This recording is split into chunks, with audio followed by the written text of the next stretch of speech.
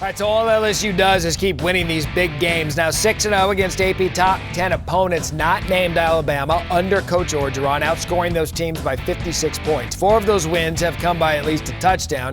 And LSU will likely see a top 10 Crimson Tide team in the first weekend in November. Biggest game of the Saturday, lived up to the hype. We could start in so many areas here, but I think you have to start with LSU and Joe Burrow. Yeah, and if you're Texas and you're thinking Sam Ehlinger throws for 4 touchdowns, 400 yards, you're going to win the game. Yeah. But not with Joe Burrow playing the way he did in this game with his 471 yards and his 4 touchdowns. The throws he made, this young man has developed into a quarterback that can carry his team to winning football games. Watch him look off the safety, looks right, safety moves right, comes back left side knowing he's going to throw the post between 2 safeties. Perfect ball placement. Now he's in the pocket. This is pretty good coverage by this defensive back. If you're Texas, you're happy with this coverage.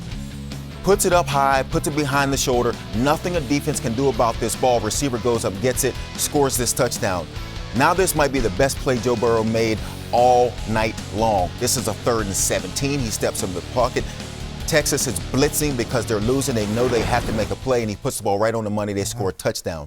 Joe Burrow is changing what we think of LSU. Coming into the season, we knew they'd be a talented football team, but didn't know what they get from the quarterback position, so we didn't really have them in the conversation to win the SEC. Now they look like a team that can beat Alabama because Joe Burrow is no longer just the game manager. He can carry this football team, and what he's doing, Jess, it's up to the quarterback to give us the ball in the perfect place to get you run after the catch. Joe Burrow's doing that perfectly for us. And we know the passing game's for real because it's one thing to do it against Georgia Southern, but then to go on the road at Texas and throw for 471 yards, that's a big deal, guys. I think everybody in this offense, QB and receivers, they're just in sync. They're on the same page. They look like they've been in Joe Brady's passing attack in this scheme for years, not just 2 games. Receivers playing confident. They're sprinting downfield. Joe Burrow's taking his steps, reading the defense. He's hitching, throwing on time, and throwing with conviction. And these wide receivers, they're expecting the back shoulder throws with respect to their relation to DBs. They're not being caught off guard by it. We're not seeing incompletions. This passing attack finally gives LSU a chance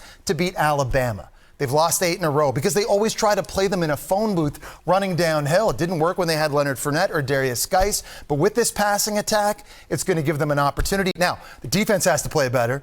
They gave up over 400 passing yards against Texas. The DBU stuff can stop. No, yeah, and against Jerry Jeudy and Tua, that's going to have to get better. Who but guys, was DBU? Finally, we can say the words creative and LSU in the same sentence offensively. When could you do that? You couldn't. So this passing attack gives them an opportunity finally to beat Alabama and win the SEC. Ohio State is DBU. I'm going to give you a number real quick on Burrow. On passes thrown 15-plus yards downfield, 11 of 13, 307 yards, 3 touchdowns. You know what that means? Pretty good. This offense found a rhythm, and the game lived up to the hype.